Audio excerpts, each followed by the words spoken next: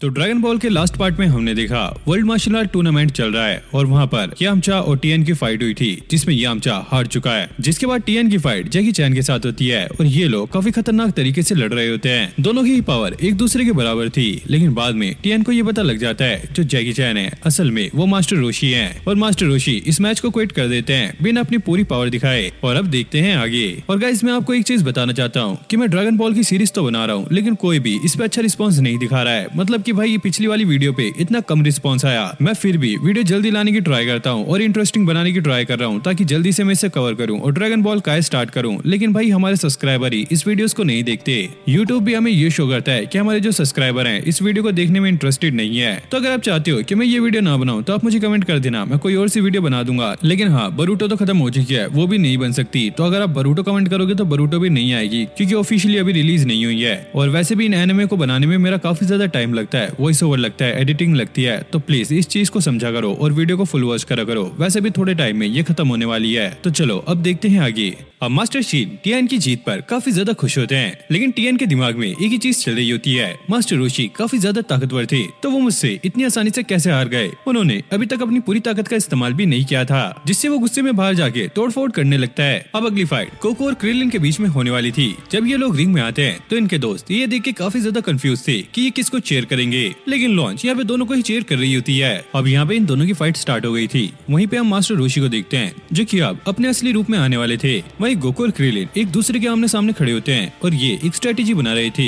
कि कैसे ये अपने अपोनेंट को हराएंगे। और यहाँ टीएन ने मास्टर रोशी को देख लिया था और वो उनसे आके कहता है, आखिरकार क्यों आप मेरे से हार गए जबकि आपकी बॉडी में पूरी एनर्जी थी और आप चाहते तो मुझे इजीली हरा सकते थे। और मास्टर रोशी उसे ये कहते हैं, अरे मेरा मन किया हारने का तो मैं हार गया, तुम्हें अपनी जीत की खुशी मनानी चाहिए। और हाँ, जो मैंने बात तुमसे कही थी, अगर तुम सही रास्ते पे चलना चाहते हो तो चल सकते हो। वैसे अब टाइम हो रहा है, मुझे अपने स्टूडेंट की फाइट भी देखनी है। वही हम गोको और क्रिलिन को देखते हैं जिसने एक दूसरे पे अटैक कर दिया था। ये दोनों ही एक दूसरे पे काफी ज्यादा भारी पड़ रहे थे और ये लगातार एक दूसरे पे अटैक कर रहे होते हैं। और यहाँ पे टीएन मास्टर रोशी का पीछा नहीं छोड़ रहा होता है, वो बार बार पूछ रहा होता है, मुझे ये रीजन जानना है, बताओ आप फाइट में क्यों हारे। और मास्टर रोशी कहते हैं, अरे बेवकूफ, क्योंकि मैं चाहता हूँ कि तुम मेरे स्टूडेंट बनो। दुनिया में जितने भी ताकतवर लोग हैं उन्हें वॉरियर या सेवियर बनना चाहिए। तुम काफी ज्यादा ताकतवर हो और मैं चाहता था कि तुम गलत रास्ते पे ना चलो, इसलिए मैं इस फाइट को क्विट कर गया। फिर से हम गोको और क्रिलिन को देखते हैं जहाँ पे ये दोनों आपस में अब भी फाइट कर रहे होते हैं और ये लगातार एक दूसरे पे अटैक कर रहे होते हैं। इन्हें देखकर ये नहीं पता लगता कि कौन इस फाइट को जीतने वाला है क्योंकि दोनों ही बराबरी की टक्कर दे रहे होते हैं। मास्टर रोशी ये देखकर काफी ज्यादा शौक होते हैं कि उनके दोनों ही स्टूडेंट काफी ज्यादा स्ट्रॉन्ग हो चुके हैं और इन दोनों में से जो भी इस मैच को जीतेगा अगले राउंड में वो टीएन के साथ फाइट करेगा। अब टीएन भी इनकी फाइट को देखकर काफी ज्यादा शौक हो रहा होता है। यहाँ पे क्रिलिन को ये समझ आ गया था कि गोकू उससे काफी ज्यादा स्ट्रॉन्ग है और वो ऐसे उससे नहीं जीत पाएगा, इसलिए वो यहाँ पे डिसाइड करता है कि वो चीटिंग करेगा क्योंकि इस मैच में चीटिंग अलाउड है। जिसके बाद ये दोबारा से फाइट करने लगते हैं। अब क्रिलिन के पास और कोई रास्ता नहीं बचता तो वो यहाँ पे वही ट्रिक अपनाता है, वो जाके गोकू की पूंछ पकड़ लेता है जिससे गोकू अब वीक पड़ने लगता है क्योंकि उसकी वीकनेस उसकी पूंछ है। और अनाउंसर भी यहाँ पे काउंट करने लगता है और जैसे ये 9 तक पहुँचता है गोकू एकदम से खड़ा हो जाता है, फिर वो अपनी पूंछ से ही क्रिलिन पे अटैक करने लगता है। सभी लोग ये देखकर काफी ज्यादा शॉक होते हैं, लेकिन सबसे ज्यादा शॉक गोकू के दोस्त होते हैं क्योंकि उन्हें पता था कि उसकी वीकनेस उसकी पूंछ है, लेकिन फिर भी गोकू यहाँ पे बच गया। जिसके बाद गोकू क्रिलिन को ये बताता है, हे दरअसल मैंने अपनी पूंछ की भी ट्रेनिंग की थी और अब मुझे कुछ भी नहीं होता, मैं सारा कुछ संभाल सकता हूँ। अब क्रिलिन की ये सोच के काफी ज्यादा फटने लगती है कि गोकू की अब कोई भी वीकनेस नहीं है। जिसके बाद गोकू यहाँ पे अपना लास्ट मूव करने लगता है और वो यहाँ पे काफी तेजी से मूव कर रहा होता है, किसी को भी गोकू दिखाई नहीं देता और वो एकदम से आके क्रिलिन के फेस के सामने आ जाता है जिससे क्रिलिन काफी ज्यादा डर जाता है और तभी गोकू उस पर अटैक भी कर देता है जिससे क्रिलिन अब रिंग से बाहर जाके गिरता है और वो यहाँ पे एलिमिनेट हो गया था, यानी कि गोकू इस मैच को जीत चुका है। अब हम हॉस्पिटल में यामचा को देखते हैं और ये रेडियो पे सारी फाइट को सुन रहा होता है और उसे ये भी पता लग गया है गोकू और क्रिलिन के बीच में फाइट हुई थी जहाँ पे गोकू इस मैच को जीत चुका है। अब अगली फाइट टीएन और गोकू के बीच में होने वाली है और वो इस फाइट को बिल्कुल भी मिस नहीं करना चाहता था, इसलिए वो अपने कपड़े पहन के हॉस्पिटल से जंप लेके यहाँ से निकल जाता है ताकि वो गोकू और टीएन की फाइट देख सके। और अब ग्रैंड फाइनल मैच होने वाला है, सभी लोग इसके लिए काफी ज्यादा एक्साइटेड होते हैं और यहाँ पे ग्राउंड भी पूरी तरीके से भर चुका था। गोकू भी अपनी फाइट के लिए तैयार है, वहीं टीएन भी यहाँ पे फोकस कर रहा होता है और उसके दिमाग में एक ही बात चल रही होती है, जो कि मास्टर रोशी ने उससे ये कही थी कि तुम गलत रास्ते पे चल रहे हो, अभी भी तुम्हारे पास टाइम है, तुम सही रास्ते पे चल सकते हो। अब अनाउंसर ये अनाउंस करता है कि अगला मैच टीएन और गोकू के बीच में होने वाला है। टीएन जो कि काफी ज्यादा स्ट्रॉन्ग है, वहीं गोकू जिसने काफी स्ट्रॉन्ग बंदों को हराया है। ये वाला मैच काफी ज्यादा बढ़िया होने वाला है और इसको देखने के लिए लोग काफी ज्यादा एक्साइटेड थे। अब दोनों एक दूसरे के आमने सामने आ गए थे और यहाँ पर इनकी फाइट स्टार्ट होती है। टीएन के दिमाग में एक ही बात चल रही होती है कि उसे मशीनरी टाओ का बदला लेना है और किसी भी तरह से उसे गोकू को खत्म करना है। अब फाइट स्टार्ट होते ही गोकू टीएन पे अटैक कर देता है, लेकिन टीएन काफी आसानी से उसके अटैक को डॉज कर रहा होता है, जिसके बाद टीएन भी डोडोन रेस से उस पर अटैक करता है और गोकू के पास इससे बचने का कोई भी रास्ता नहीं होता। वो बार बार इसके अटैक को डॉज कर रहा होता है। डोडोन रेस में कामेहामेहा वेव से काफी कम एनर्जी लगती है, इसलिए टीएन इसे बार बार कर सकता है, लेकिन इसे रोकने के लिए गोकू के पास कोई खास रास्ता नहीं होता, तो वो फिर से उस पर अटैक करने लगता है। और अब गोकू वही टेक्निक का इस्तेमाल कर रहा होता है जिस टेक्निक को उसने क्रीलिन पे इस्तेमाल किया होता है। वो बार बार इधर उधर तेजी से मूव कर रहा होता है और टीएन को पता था कि गोकू काफी तेजी से मूव कर रहा है, इसलिए वो उसे देखने के लिए अपनी तीनों आंखों का इस्तेमाल करता है। और जब गोकू टीएन के सामने आता है तो टीएन उसे अटैक करने का मौका नहीं देता, सीधा वो उस पर अटैक कर देता है, जिसके बाद वो गोकू को काफी बुरी तरीके से मारने लगता है और वो उसे इतना ज्यादा मार रहा होता है कि मार मार के वो उसे घायल भी कर देता है। और जैसे कि जैकी चैन ने बताया था कि मास्टर शीन ने टीएन को ऐसे ट्रेन किया हुआ है कि वो अपने ओपोनेंट पे बिल्कुल भी रहम नहीं खाता, वो उन्हें तब तक मारता है जब तक कि वो मर न जाए। और ऐसे ही वो गोकू के साथ कर रहा होता है। उसने गोकू की फुटबॉल बना रखी होती है और वो उसे इतनी बुरी तरीके से मारता है और मारकर बिल्कुल ही ढेर कर देता है। सबको ऐसा लगता है कि गोकू अब मर चुका है, क्योंकि उसकी सांसें भी यहाँ पे नहीं चल रही थी। लेकिन तभी अचानक से गोकू फिर से खड़ा हो जाता है। ये देखकर सभी लोग काफी ज्यादा शॉक होते हैं और हमें पता लगता है गोकू यहाँ पे उसे परख रहा था कि टीएन कितना ज्यादा स्ट्रॉन्ग है। जिसके बाद गोकू अब उस पर लगातार अटैक कर रहा होता है, यहाँ तक कि वो अपनी पूंछ का भी इस्तेमाल कर रहा होता है और इससे टीएन की हालत काफी ज्यादा बुरी होने लगती है, क्योंकि गोकू अब उस पर भारी पड़ने लगता है। और यहाँ पे गोकू के पास एक एडवांटेज भी है, क्योंकि वो काफी ज्यादा छोटा है, तो वो दूसरे के अटैक से काफी आसानी से बच रहा होता है और उसके पंचेस लगातार उस पर लग रहे होते हैं। ये देखकर टीएन भी काफी ज्यादा शॉक होता है और गोकू भाई लगातार उस पर अटैक पे अटैक कर रहा होता है और इतना अटैक करने के बाद गोकू उसे फिर ढेर कर देता है। मास्टर शिन भी ये देखकर काफी ज्यादा शॉक हो गए थे कि गोकू टीएन पे भारी पड़ रहा है, लेकिन टीएन अब फिर से खड़ा हो गया था और फिर यहाँ पे वो सोलर फ्लेयर का इस्तेमाल करता है। लेकिन गोकू भी काफी ज्यादा तेज था, वो मास्टर रोशी का चश्मा छीन के खुद पहन लेता है और जब टीएन उस पर अटैक करता है तो उसके पंच से काफी आसानी से बच जाता है। और मास्टर शिन ये देखकर काफी ज्यादा शॉक होते हैं कि गोकू अब भी उससे बच रहा है, जिसके बाद वो यहाँ पे किसी ट्रिक का इस्तेमाल करते हैं जिससे गोकू बिल्कुल भी मूव नहीं कर पा रहा होता है और फिर टीएन उस पर लगातार अटैक करने लगता है। गोकू यहाँ पे कह भी रहा होता है कि तुम चीटिंग कर रहे हो, मेरी बॉडी बिल्कुल भी हिल नहीं पा रही है, लगता है तुम कुछ मैजिक कर रहे हो। लेकिन भाई टीएन कहाँ सुनने वाला था, वो तो लगातार गोकू पे अटैक कर रहा होता है ताकि वो जल्दी से इसे हरा सके। लेकिन टीएन यहाँ पे कुछ नहीं कर रहा था, तो वो इसलिए उसकी बातों पे ध्यान नहीं देता, वो लगातार अब भी गोकू को मार ही रहा होता है। और गोकू जैसे ही गिर के दोबारा से खड़ा होता है और वो टीएन पे अटैक करने के लिए जाता है, दोबारा से उसकी बॉडी जाम हो जाती है और टीएन इसी चीज का फायदा उठाकर उसे फिर से मारने लगता है। और उसने गोकू को पीट पीट कर इतनी बुरी हालत कर दी थी कि गोकू को देखकर ऐसा लग रहा होता है कि वो इस फाइट को हार जाएगा और कई देर तक ऐसे ही चलता रहता है। अब टीएन को ये समझ आ गया था कि इसके पीछे और कोई नहीं बल्कि उसके मास्टर शिन है, जो कि चियासु से मैजिक करा के ये सारा कुछ कर रहे हैं। और अब उसे थोड़ी सी शर्म आने लगती है क्योंकि ये मैच बिल्कुल भी फेयर नहीं है। टीएन चियासु को ऐसा करने से मना करता है, लेकिन मास्टर शिन उसे चुप रहने के लिए कहते हैं क्योंकि वो चाहते हैं कि टीएन गोकू को मार मार के उसे खत्म कर दे ताकि वो अपने भाई का बदला ले सके। और टीएन को काफी ज्यादा गुस्सा आ रहा होता है क्योंकि वो फाइट अपने बल पे जीतना चाहता है, क्योंकि ये फाइट उसकी और गोकू के बीच की है और वो किसी भी तीसरे को इसके बीच में नहीं आने देगा।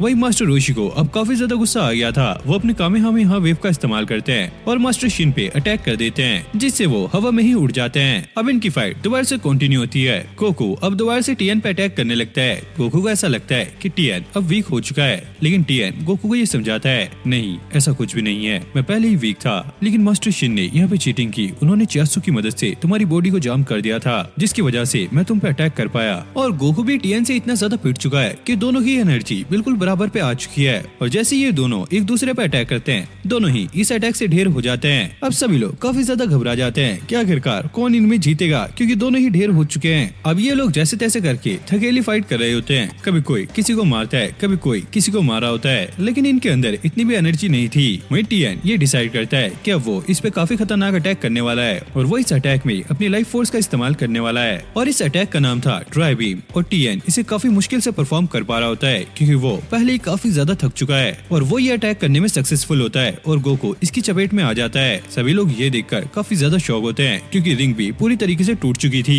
और किसी को भी कुछ भी दिख नहीं रहा होता है। अब जैसी ये लाइट खत्म होती है हम देखते हैं रिंग की हालत काफी ज्यादा बुरी हो चुकी है। सभी लोग ये सोच रहे होते हैं गोकू इसकी चपेट में आ चुका है और वो मर गया है, लेकिन मास्टर रोशी गोकू को सेंस करते हैं और उन्हें पता लगता है गोकू आसमान में है। और जैसे अनाउंसर ऊपर ये देखता है उसे ये कंफर्म हो जाता है कि गोकू आसमान में है क्योंकि गोकू ने सही टाइम पे यहाँ से जंप ले ली थी और वो इसके अटैक से काफी आसानी से बच गया और अभी वो टीएन से भी काफी ज्यादा ऊपर है। अब गोकू यहाँ पे कामेहामेहा वेव का इस्तेमाल करता है, वो भी उल्टी तरफ, जिससे वो टीएन पे अटैक कर देता है। अब टीएन और गोकू दोनों नीचे की तरफ गिर रहे होते हैं और जो पहले नीचे गिरेगा वही इस मैच को हार जाएगा। वैसे तो टीएन नीचे गिरने वाला था लेकिन गोकू एक कार से टकरा जाता है और वो पहले नीचे गिर जाता है। और अब अनाउंसर ये अनाउंस करता है कि इस मैच का विनर है टीएन और सभी लोग इन लोगों को घेर लेते हैं और इन्हें उठाकर चीयर करने लगते हैं क्योंकि इन दोनों ने ही काफी अच्छी फाइट की। टीएन यहाँ पे अपने लक से जीता है वरना असल में गोकू ही इस मैच को जीत गया था। अब वर्ल्ड मार्शल आर्ट टूर्नामेंट खत्म होने के बाद ये सभी लोग खाना खाने के लिए जा रहे होते हैं। वहीं टीएन और चियासु भी अब इनकी साइड हो गए हैं, लेकिन जैसे ही गोकू रेस्टोरेंट में पहुंचता है उसे पता लगता है उसका पावर पोल और ड्रैगन बॉल टूर्नामेंट के ग्राउंड में रह गया है। तो क्रेलिन उसे लेने के लिए जाता है और वो तब तक के लिए सबको रेस्टोरेंट में जाने के लिए कहता है। अब ये लोग क्रेलिन का वेट कर रहे थे ताकि ये साथ में मिलकर खाना खा सके, लेकिन तभी अचानक गोकू को एक अजीब सी चीज सेंस होती है और वो भागकर क्रेलिन की तरफ जाता है और वो ये देखकर काफी ज्यादा शॉक था कि क्रेलिन यहाँ पे मारा जा चुका है। अब जैसे बाकी लोग ये आके देखते हैं तो वो लोग भी काफी ज्यादा हैरान हो जाते हैं, आखिरकार क्रेलिन को किसने मार दिया। अनाउंसर ये बताने लगता है दरअसल यहाँ पर एक मॉन्स्टर आया था जो कि ड्रैगन बॉल के पीछे था, क्योंकि ड्रैगन बॉल क्रेलिन के पास थी और वो इसे देने से मना कर रहा था, तो उन लोगों ने इसे मार दिया और मेरे पास कोई भी पावर नहीं थी जो मैं इसे बचा पाता। अब ये देखकर गोकू को काफी ज्यादा गुस्सा आने लगता है। वो बुल्मा से उसका ड्रैगन बॉल डाल लेता है और वहाँ से उन लोगों का पीछा करने लग जाता है। सभी लोग उसे रुकाने की कोशिश करते हैं लेकिन गोकू यहाँ पे किसी की भी नहीं सुनता। अब यहाँ पे मास्टर रोशी और बाकी सब आपस में बात कर रहे होते हैं, तभी उलोंग को एक पेपर मिलता है जिस पे कुछ बना होता है और जब ये लोग उसे देखते हैं तो उन्हें पता लगता है इस पे जो चीज बनी हुई है उसमें ये लिखा है कि डेमन किंग पिक्लो वापस आ चुका है। ये सुनकर ये लोग काफी ज्यादा हैरान होते हैं क्योंकि वो काफी ज्यादा खतरनाक है और उसी के साथ उसकी आर्मी भी है जो कि काफी ज्यादा तबाही मचा सकते हैं। और मास्टर रोशी को अब गोकू की फिक्र होने लगती है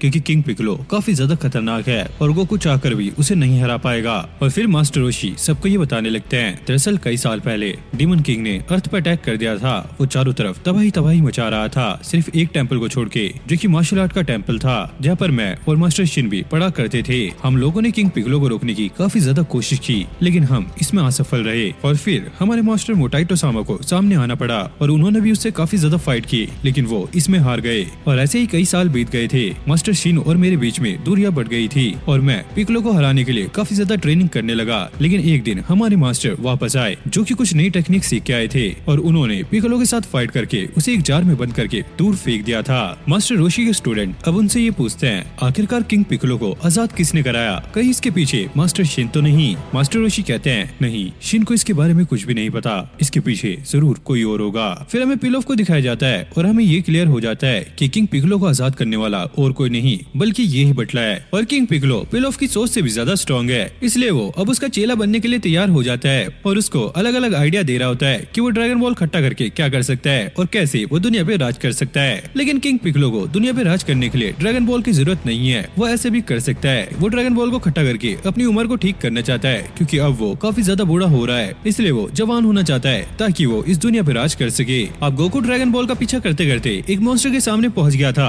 जिसके हाथ में वही ड्रैगन बॉल थी और उसे देखकर गोकू काफी ज्यादा गुस्सा करने लगता है, ही तुमने मेरे दोस्त को मारा है, मैं तुम्हें छोड़ूंगा नहीं। लेकिन इसी के साथ गोकू के अंदर एनर्जी भी काफी ज्यादा कम थी क्योंकि टूर्नामेंट में उसने अपनी सारी एनर्जी लगा दी थी। जिसके बाद ये मॉन्स्टर गोकू को काफी बुरी तरीके से मारता है और उसे मार मार के उसकी चटनी बना देता है क्योंकि गोकू के अंदर अब बिल्कुल भी एनर्जी नहीं थी तो गोकू भी उससे फाइट नहीं कर पाता। इस मॉन्स्टर को अब ऐसा लगता है कि गोकू मर चुका है। जिसके बाद ये मॉन्स्टर यहाँ से चला जाता है। अब ये किंग पिक्लो के पास आकर उसे वो ड्रैगन बॉल दे देता है और साथ में कुछ लिस्ट भी जिसमें सारे वर्ल्ड मार्शल आर्ट टूर्नामेंट के चैंपियंस के नाम लिखे होते हैं, किस वर्ल्ड में कितने कितने स्ट्रॉन्ग फाइटर हैं, ताकि किंग पिक्लो उन्हें पहले ही हरा दे और ये लोग उसके रास्ते में ना आए। अब किंग पिक्लो अपने मॉन्स्टर को ये ऑर्डर देता है कि वो जाकर इन सारे चैंपियन को खत्म करे और ये मॉन्स्टर भी ऐसे ही करता है। सबसे पहले वो किंग चापा के पास जाता है और उसे मारकर यहीं पे खत्म कर देता है। फिर अगली बारी थी पामपट की तो वो उसके पास भी जाकर उसे मार देता है और ऐसे ही वो सबको मार रहा होता है। यहाँ पे किंग पिक्लो इस चीज का वेट नहीं कर पा रहा होता है कि कब सारे चैंपियन मरे, इसलिए वो डिसाइड करता है कि उसे एक और मॉन्स्टर बनाना होगा ताकि ये प्रोसेस थोड़ा जल्दी हो। अब यहाँ पे गोकू को धीरे धीरे होश आने लगता है। जैसे वो उठता है यहाँ पे उसे काफी ज्यादा भूख लगने लगती है तो वो जंगल में इधर उधर खाना ढूंढने लग जाता है। वहीं हम उस मॉन्स्टर को देखते हैं जो कि अभी भी उन फाइटर्स को मारने में लगा हुआ था।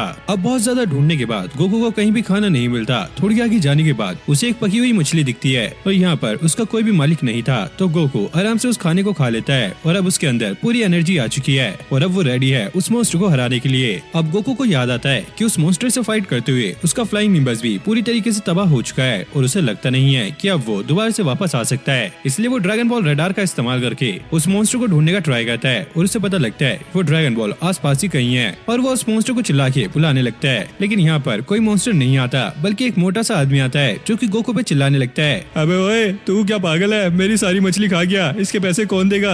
और गोकू भी उससे कहता है, हे ये तुम्हारी गलती है, तुम्हें अपने खाने को छोड़ के ऐसे नहीं जाना चाहिए। मैंने पता करा था यहाँ पे कोई भी मालिक नहीं था और ये खाना अगर ठंडा हो जाता तो खराब हो जाता, इसलिए ये वेस्ट ना हो जाए मैंने इसे खा लिया, ठीक है इसमें तुम्हारी गलती है। और ऐसे ही बहस करते करते इन दोनों में फाइट स्टार्ट हो जाती है। गोकू उस मोटे को काफी बुरी तरीके से मारता है, ये भी गोकू को टक्कर दे रहा होता है लेकिन गोकू इसकी चटनी बना देता है, जिसके बाद अब ये चुपचाप होके साइड में खड़ा हो जाता है। वहीं हम गोकू के दोस्तों को देखते हैं जो कि ये न्यूज देख रहे होते हैं कि जितने भी फाइटर थे वो एक एक करके मारे जा रहे हैं। इसलिए मास्टर रोशी अपने कामे हाउस को दूसरी पहाड़ी पे शिफ्ट कर देते हैं ताकि वो लोग इन्हें ना ढूंढ पाए। और ऐसा करने के बाद वो टीएन के साथ ट्रेनिंग करने के लिए चले जाते हैं ताकि वो उस ट्रिक को सीख सके जिससे वो पिकलो को हरा पाए। और साथ ही साथ ये ट्रिक वो टीएन को भी सिखाने वाले हैं ताकि आगे वो काम आए। अब गोकू ये नोटिस करता है कि अजीरो के गले में 1 स्टार ड्रैगन बॉल डली हुई है और उसे समझ आने लगता है कि आखिरकार यहाँ पे मामला क्या चल रहा है। तभी हम देखते हैं एक मॉन्स्टर यहाँ पे पहुंच जाता है जो कि यही ड्रैगन बॉल लेने के लिए आया होता है। लेकिन ये वो वाला मॉन्स्टर नहीं था जिसने गोकू पे अटैक किया था, लेकिन ये लेने तो ड्रैगन बॉल ही आया था। तो गोकू इससे फाइट करने के लिए आगे जाता है लेकिन याजीरो कहता है तुम इससे फाइट नहीं करोगे, इससे मैं फाइट करूंगा।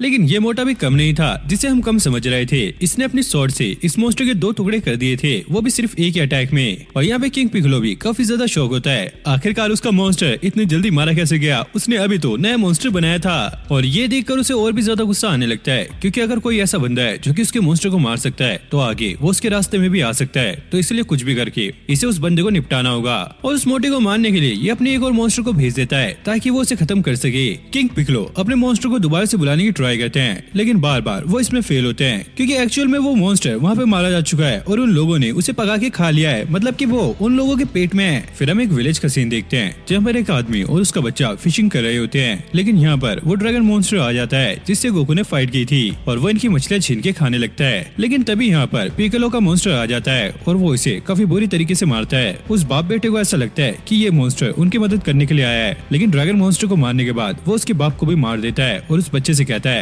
मैं कहानियों की तरह कोई हीरो नहीं बल्कि मैं एक डीमन हूँ और मेरा काम हो चुका है। फिर हम मास्टर रोशी और उसके न्यू स्टूडेंट्स को देखते हैं जो कि ट्रेनिंग करने के लिए जा रहे होते हैं और साथ ही साथ ये ड्रैगन बॉल ढूंढने में भी लगे हुए हैं ताकि ये क्रिलिन को दोबारा से जिंदा कर सके। फिर से हम उसी मॉन्स्टर को देखते हैं जो अब यामचा की तरफ बढ़ रहा होता है ताकि वो उसे खत्म कर सके। फिर हम जंगल में गोकू और याजीरो को देखते हैं जिसने उस मॉन्स्टर को खा के खत्म कर दिया था, बस यहाँ पर अब उसकी हड्डी हड्डी बची होती है। गोकू उससे कहता है हे मुझे तो लगता है तुम्हारा पेट अभी नहीं भरा होगा, लेकिन टेंशन मत लो, यहाँ पे एक और मॉन्स्टर जल्दी ही आ जाएगा क्योंकि तुम्हारे पास ये ड्रैगन बॉल है। याजीरो कहता है ये तो बस एक चमकने वाला क्रिस्टल है, इसके पीछे लोग क्यों आएंगे। और गोकू उसे समझाने लगता है दरअसल ये एक नॉर्मल बॉल नहीं बल्कि एक ड्रैगन बॉल है और अगर तुम सातों ड्रैगन बॉल को इकट्ठा कर लेते हो तो तुम शैनडॉन को समन कर सकते हो जिससे तुम अपनी कोई भी एक विश पूरी कर सकते हो। और इसी के पीछे वो मॉन्स्टर पड़े हैं जो कि दोबारा यहाँ पे आ सकते हैं। और मुझे ऐसा लगता है कि तुम अब दोबारा से खतरे में पड़ने वाले हो तो इसलिए बच के रहना, लेकिन अगर तुम्हें डर है तो ये ड्रैगन बॉल तुम मुझे दे सकते हो। फिर हम दोबारा से उसी मॉन्स्टर को देखते हैं जो कि कामे हाउस को ढूंढ रहा होता है क्योंकि जो एड्रेस इसे बताया गया था वहाँ पर वो हाउस नहीं होता तो इसलिए ये कहीं और चला जाता है और गलती से ये यामचा और बुल्मा के पास पहुँच जाता है और उन्हीं से वही एड्रेस पूछने लगता है। और बुल्मा भी यहाँ पे पागल थी जो कि इसे ये बता देती है अरे ये तो वही का एड्रेस है जहाँ पे हम पहले रहा करते थे, अब हम यहाँ पे शिफ्ट हो गए हैं। और यामचा को ये समझ आ गया था कि शायद ये वही मॉन्स्टर है जो कि लोगों को मार रहा है और मॉन्स्टर भी समझ गया था कि शायद ये वही लोग है जिसे ये ढूंढ रहा है। अब बुल्मा को इस चीज का अफसोस होने लगता है कि उसने क्यों अपना मुंह खोला। और अब यामचा भी पूरी तरीके से ठीक हो चुका है तो वो इस मॉन्स्टर पे अटैक कर देता है। ये दोनों अब आपस में फाइट कर रहे होते हैं लेकिन बीच बीच में यामचा का पैर दर्द कर रहा होता है क्योंकि उसका पैर अभी पूरी तरीके से ठीक नहीं हुआ है। जिसके बाद ये मॉन्स्टर यामचा को और भी बुरी तरीके से मारने लगता है और ये मॉन्स्टर यामचा पे काफी खतरनाक अटैक करने वाला था जिससे शायद यामचा मर भी जाता, लेकिन तभी किंग पिकलो अपनी टेलीपैथी से उसे रुका देता है और उसे वहाँ भेजने के लिए कहता है जहाँ पे उसका पहला मॉन्स्टर मारा जा चुका है यानी कि गोकू के पास। और फिर से हम गोकू और याजीरोबी को देखते हैं। याजीरोबी इस ड्रैगन बॉल को बेचने की सोच रहा होता है पर वो इसे गोकू को देने से मना कर देता है। गोकू उसे समझाता है अरे क्या तुम पागल पागल हो, तुम जिसे भी इसे दोगे उसके पीछे वो मॉन्स्टर पड़ जाएंगे, उसकी भी जान खतरे में आ जाएगी। इससे अच्छा ये है इसे मत बेचो, ये तुम मुझे दे दो। लेकिन भाई ये मोटा ना लालची था, ये इसे ड्रैगन बॉल ना देकर वहाँ से भागने लगता है ताकि ये इसे बेच के पैसे खा सके। और गोकू भी उसका पीछा कर रहा होता है ताकि वो उससे वो ड्रैगन बॉल ले सके। और वही किंग पिकलो अपने मॉन्स्टर को उनकी लोकेशन बता रहा होता है ताकि वो जाके इन लोगों को खत्म कर सके और उनसे वो ड्रैगन बॉल भी ले ले। यानी कि गोकू इस मोटे के पीछे है और वो मॉन्स्टर इन दोनों के पीछे। अब ऐसे ही ये दोनों भागते भागते काफी ज्यादा थक चुके थे। इसके बाद ये कुछ खाने का डिसाइड करते हैं। वहीं हम मास्टर रोशी और उनके नए स्टूडेंट्स को देखते हैं जो कि अभी भी ड्रैगन बॉल ढूंढने में लगे हुए हैं और इन्होंने लगभग 4 से 5 ड्रैगन बॉल को ढूंढ लिया है। और उसके बाद फिर हमें टीएन के बारे में कुछ पता लगता है। टीएन पहले काफी बड़ा मॉन्स्टर था और इसके रास्ते में जो भी आया करता था ये उसे काफी बुरी तरीके से मारा करता था। लेकिन अब वो मास्टर रोशी के साथ है तो वो काफी ज्यादा सुधर चुका है और जिन लोगों को पहले इसने मारा था उन लोगों से भी अब ये माफी मांगने लगता है। अब फिर से हम याजिरोबी को देखते हैं जो कि गोकू से काफी आगे निकल गया था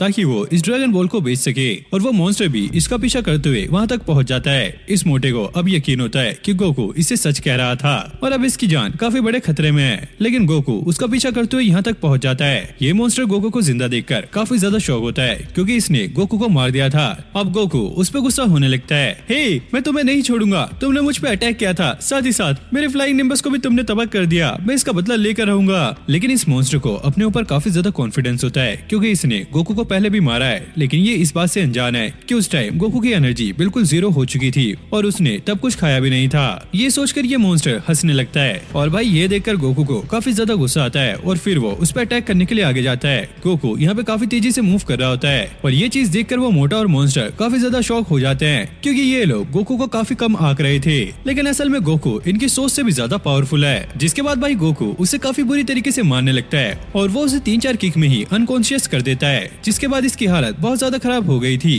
गोकू को ऐसा लगता है कि अब वो मर चुका है और यूजिरो भी उसे काटने के लिए जा रहा होता है ताकि वो उसे भगा के खा सके। लेकिन वो नोटिस करता है कि अभी ये जिंदा है और गोकू जैसे उस पर अटैक कर पाता ये मॉन्स्टर यहाँ से भागने की ट्राई करता है। लेकिन गोकू यहाँ पे अपने एक्सटेंड पावर पोल का इस्तेमाल करता है और ऊपर जाके इस मॉन्स्टर पे कामेहामेहा वेव का इस्तेमाल करता है जिससे ये मॉन्स्टर यहीं पे खत्म हो जाता है। ये देखकर ये मोटा भी काफी ज्यादा शॉक हो गया था। वहीं किंग पिकलो को भी काफी बड़ा सदमा लगता है क्योंकि उसका दूसरा बच्चा यानी कि ये मॉन्स्टर वो भी मारा जा चुका है। अब भाई याजिरो भी गोकू पे गुस्सा हो रहा होता है क्योंकि उसने उस मॉन्स्टर को पूरी तरीके से खत्म कर दिया है लेकिन इस मोटे को उसे पका के खाना था। वहीं किंग पिकलो पिलॉफ से ये कहते हैं चलो मुझे उस मॉन्स्टर के पास लेके चलो जिसने मेरे बच्चे को मारा है, मैं उसे खत्म कर दूंगा। वहीं इस मोटे को कुछ भी करके एक मॉन्स्टर को खाना होता है और वो एक और मॉन्स्टर ढूंढने में लग जाते हैं। गोकू कहता है तुम बस ये ड्रैगन बॉल पहन के रखो, वो मॉन्स्टर खुद ही यहाँ पे पहुँच जाएगा। तभी हम देखते हैं थोड़ी देर बाद किंग पिकलो यहाँ पर पहुँच जाते हैं और वो आते ही गोकू पे अटैक कर देते हैं। जिसके बाद गोकू भी उन पे अटैक करने लगता है लेकिन गोकू ज्यादा देर तक उसके सामने नहीं टिक पाता